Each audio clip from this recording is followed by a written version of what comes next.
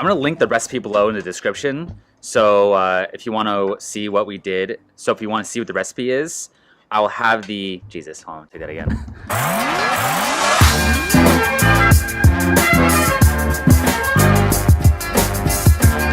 All right, another brew day here, but the emphasis, the emphasis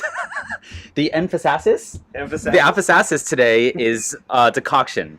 I have a guest with me. This is Rob. How's it going? This asshole got me into brewing. Damn it. So, but yeah, so we brew together occasionally. It's been a while though. What, like 4 months? 4 months or so? 4 or 5 months. Yeah, it's been a while. He had a baby, and you know, things happened. So we're doing a decoction mash, and the reason behind doing this is his wife went to, where was it? It was the Czech Republic. She used to teach English in the Czech Republic for like a year, and the first beer she ever drank that she actually liked was called Kozel Cherny. They don't import it into the U.S. I've tried to find it. I've tried to special order it. I can't get it. So we're trying to make a Kozel Cherny clone based on a hazy recollection she has of what the beer tasted like from 10 years ago. Yep. And the history behind us making this is the first time we like really gotten like heavy all grain brewing, or one of the first times we got crazy with mashes. And we tried to do it one time when it was raining out, and it was like under his carport, and it was just a sloppy, wet mess, but it was incredible. Yeah. So we called it the Thunderstruck. The Thunderstruck Lager, and it was a Lawrence Thunderstruck Lager. Mm-hmm. And wasn't there a number behind it at one point, like 77 or something weird? 77. Because it was 77 because we wrote LL for Lauren Lager on the cap. Yeah, but the LL upside down looked like 77. Yeah, so his wife's name is Lauren. Yeah. So it was a Lauren Thunderstruck 77 Lager. Yeah. Something like that. So we're trying to replicate that today. It's been about, what, 2 years or so since we tried to do this? Oh, yeah. Yeah. We've made this recipe a couple times. This is a tweaked recipe. This is the third time, I think. You made it once without me, I think, right? I made it once without you. That was the first time I made it. It didn't turn out that well. It was extract. It was before we were doing all Right, okay. This is like the fourth attempt at trying to make this damn beer and make it correct, but we'll see how it goes. So the water profile for this is supposed to be pretty soft, and our water here in Glendale is nasty. It's really, really hard. We cut this by 2/3 with distilled water, which for our system here is a half a gallon of tap water, what's carbon filtered, and then 2/3, which is another gallon of distilled water. And that gets our chlorides to about 25 ppm, calcium's about 25 ppm, and our sulfates are about 83.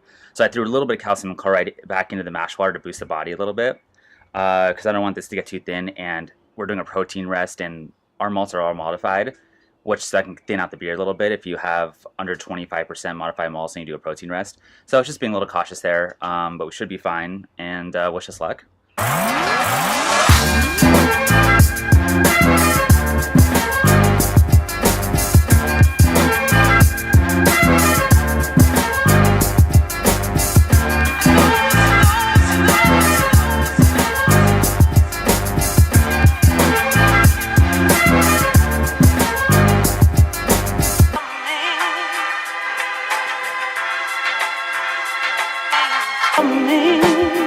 The reason for a decoction mash was back in the day, they had malts that were under-modified. So that means that the starches were not exposed, which means the enzymes couldn't break down the starches, which then you get the sugar-sweet wort out of. And so what they do is they boil it, and that would hydrate the starches and break them open, and then the enzymes could have access to the starches. I take 1/3 of it, boil it, put it back in, and next thing you know, they get sweet wort. It was also a way to hit their mash temp ranges. So they could hit it pretty solidly by doing that, or by the end of it, they go, wow, we're hitting our ranges, and all of a sudden, next thing you know, we got sugar water. These days, it's a huge debate of whether it's important or not.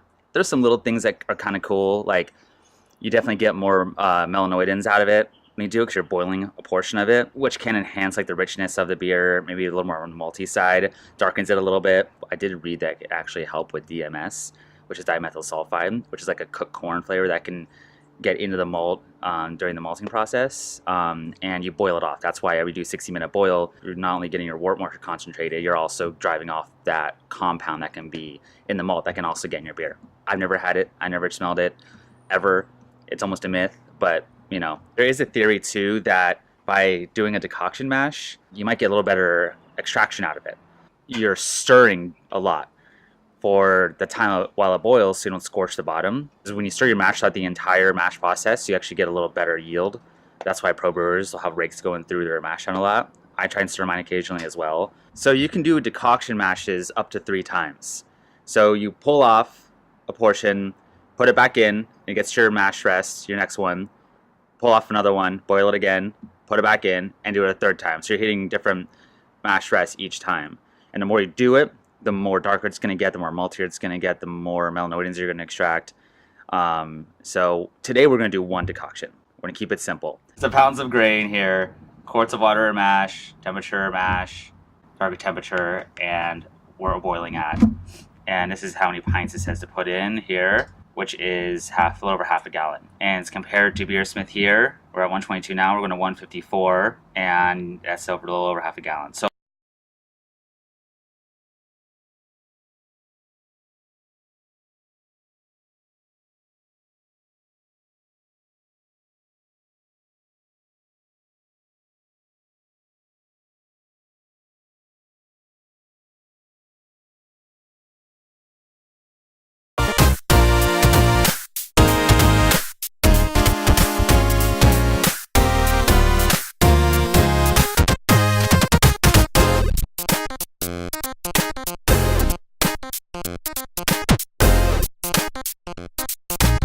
we're going to do a double decoction. We were going to do a single decoction, but we only got our mash temp to 140 degrees Fahrenheit. We followed the program exactly. You saw us do that. I showed you it equaled out the same on both programs we tried it on, but it did not get us high enough to our next mash rest. So we're going to pull out 3 pints, that's for our 2-gallon batch we're doing. And then we're going to boil that, probably less this time, maybe like 10 minutes. Put it back in, and hopefully it gets us to like around 150, 152 degrees Fahrenheit. I'd be very happy with that. So here's hoping.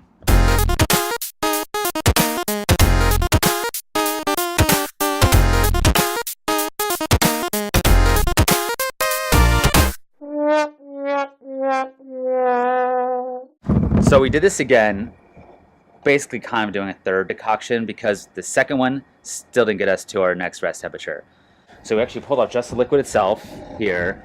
So it's half a gallon that we pulled off that we're heating up. I did the mash conversion on this, and it says you could do where we're at.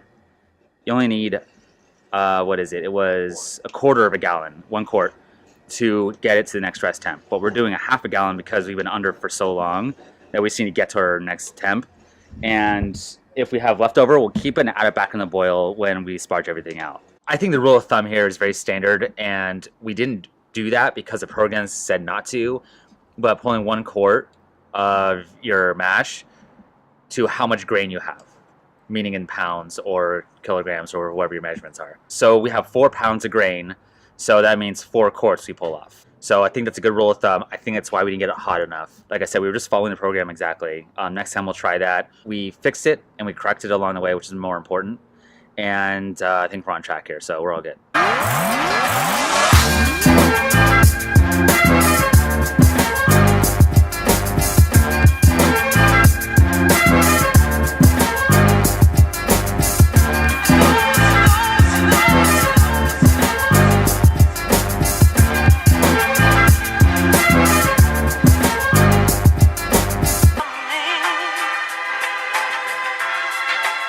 Nice. So 1039. So that's awesome. That's a lot higher than we wanted. But we got crazy good efficiency. What we're gonna have to do here, which I did on my last brew day too, is baby the spoil a little bit, because we don't want to go too far over 1055.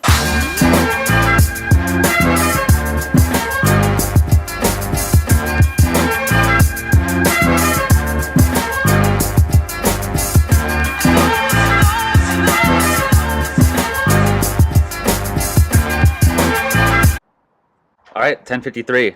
That's awesome. We were very nervous about this getting like to 1057 range, and thankfully it didn't, because we want to be more like to style. 1060 is the top end of this. So 1053 is like right where we want to be. We got about 72% efficiency on it, all set and done.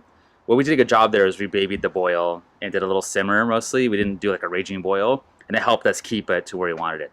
So we nailed it.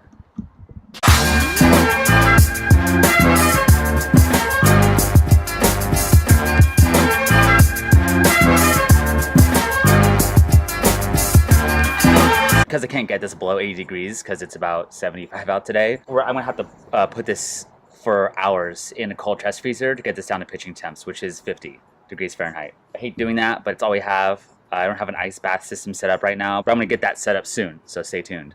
We're gonna lager this full on, like a good 4-week lagering after fermentation. I might do it in a keg, might just do it into a secondary, we haven't decided yet. But yeah, I think we did a good job. We had some hiccups along the way, but we did a good job of adjusting and making it right. Well, that's the most important thing. So if things go wrong during the brew day, making it correct and fixing the errors, basically. Although we really kind of did the right things from the beginning, but some calculations led us wrong. Yeah, we're not naming names. We're not naming names.